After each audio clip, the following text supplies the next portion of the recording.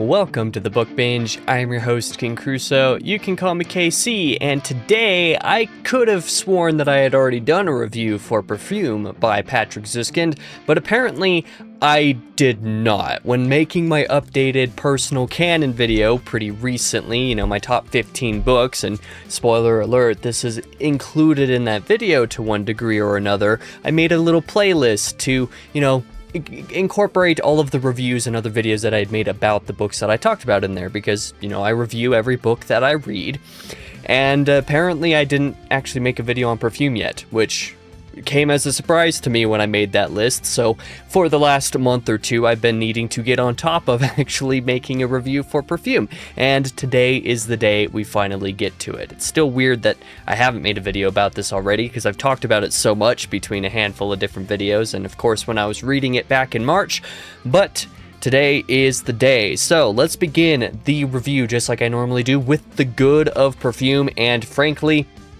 the simplest way to put what I enjoyed so much about this book is to use these three words: the tone and the atmosphere, which are of course related to each other, and those in service of prose, or rather the prose is in service of those two things. But in either case, those three words are the main reason that Perfume is, in my opinion, so great. You can have a great tone, you can have great atmosphere, and great prose in a book. You can have any combination of those three in any given book, but never has a book really leaned into combining those aspects together in quite the way that Patrick Süskind does with this novel. Part of the reason this stands out is because it does so from a fairly unique scent perspective. Scent being, of course, the key word there. The book is titled Perfume, and so that might kind of suggest that might be something that you might experience within the book.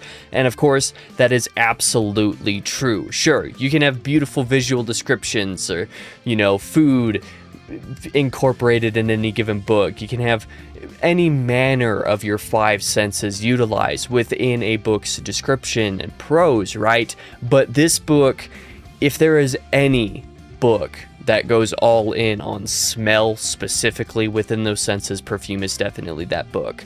It was definitely a really, really enjoyable reading experience because of that. I just loved reading the book the entire time because of that. There are some things that are actually pretty low on the priority list as far as what the book is trying to do, right, in some sense, but the book never loses sight of what it's doing because it's all so intentional. To try to explain that a little bit better, we'll just say that there's not very much dialogue, for example, in this book. The vast majority of this book is prose. It is normal description and whatnot, but it does so from that scent-based perspective in such an authentic manner that I couldn't help but love reading it basically the entire time, purely as a result of that.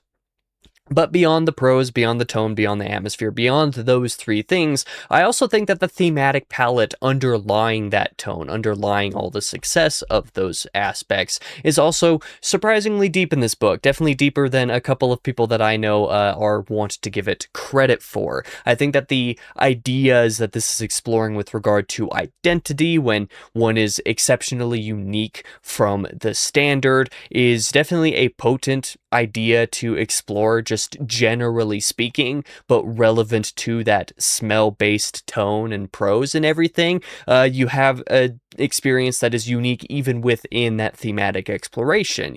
After all, the main character in this book is a very sort of minor spoiler of sorts, has no scent personally, and also has an incredible sense of smell. So you combine those two things together, making him pretty unique and pretty stand out in both ways, and this dictates a lot of what he actually experiences. And I just found the journey of that character, that story, very, very intriguing and very enjoyable to follow.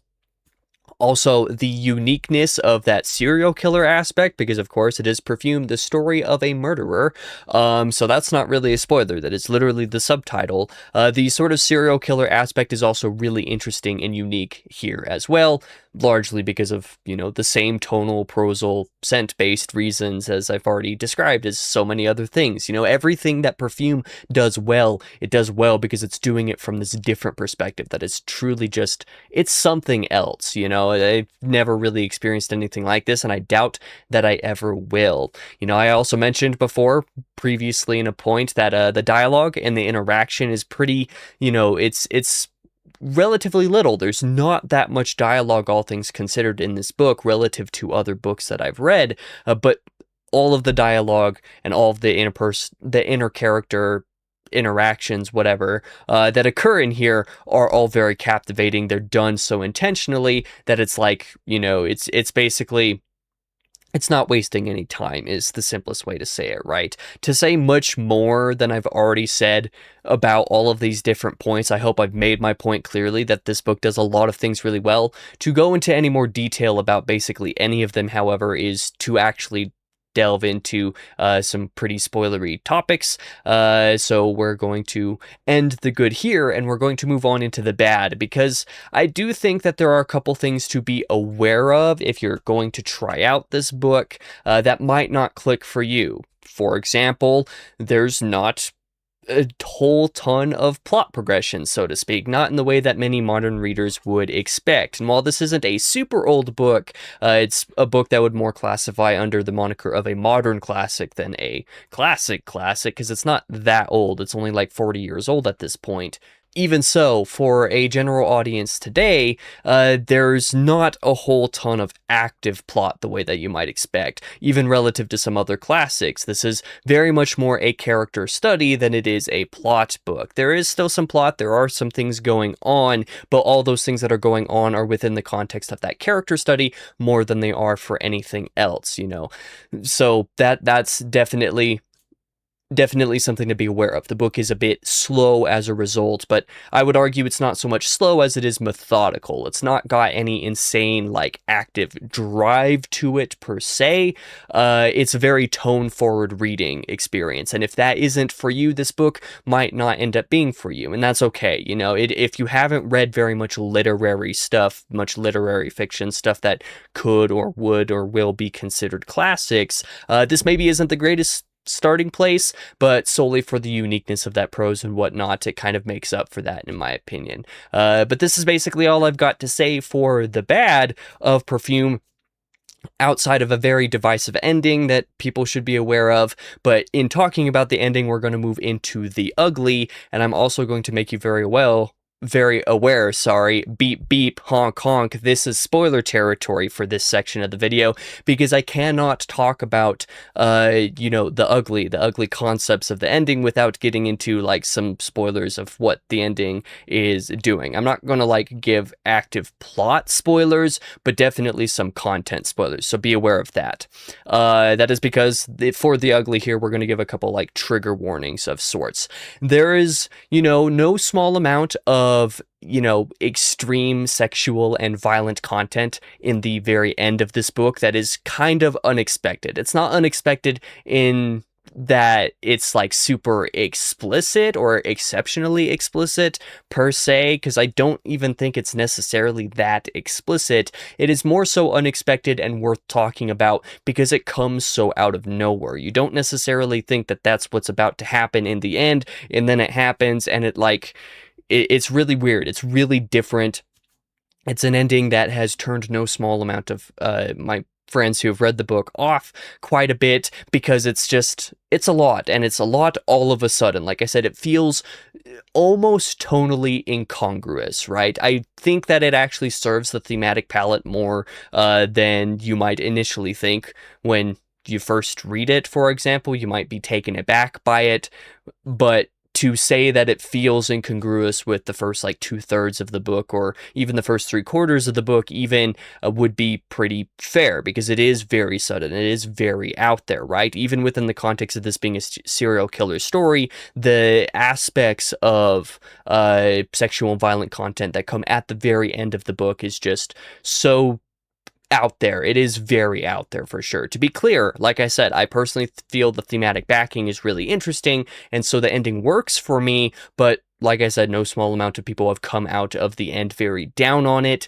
whether that be merely just feeling very what the fuck about what the ending was about, or even ruining the entire experience. You know, there's sort of a spectrum of how that affected different readers. It happens, but it is worth noting that the ending might not do it for some people, but even so, like, moving into the recommendation here, if you don't mind some suddenly somewhat graphic and seemingly random stuff, Perfume is definitely a book that is worth trying. Overall, I really, really, really highly recommend at least trying this book, because it is so unique and it is so different, and because that tone, the prose, everything serves itself in such a dynamic and, again, to use the word for the 50th time, a unique experience that is really worth giving a shot, unlike anything else that I've ever read, and probably anything else I will ever read. You know, I by no means guarantee that you'll love this book, or even like this book, to be honest, but just for the uniqueness of it, just for the tone that it exudes, the prose, how so dedicated and solid that prose is for the tone. It's just such a different experience, and even if you aren't into the book in the end, or even if you hate the ending or whatever, the book is very memorable and worth giving a shot for that reason. So that is basically my review of Perfume by Patrick Süskind, basically my shortest review that I've posted in a little while. Thank you for watching this video. If you did, if you're interested in giving this book a shot, I hope you do give it a shot, because yeah, it's very cool. It is very good, and is now one of my personal favorites. If you want to watch my personal canon, what all my favorite books are at this point as of, you know, the middle of 2026, I'll put a link to it up there. So yeah, thank you one final time for watching. For now, I've been your host, King Crusoe. You can call me KC, and I hope to see you guys in the next video.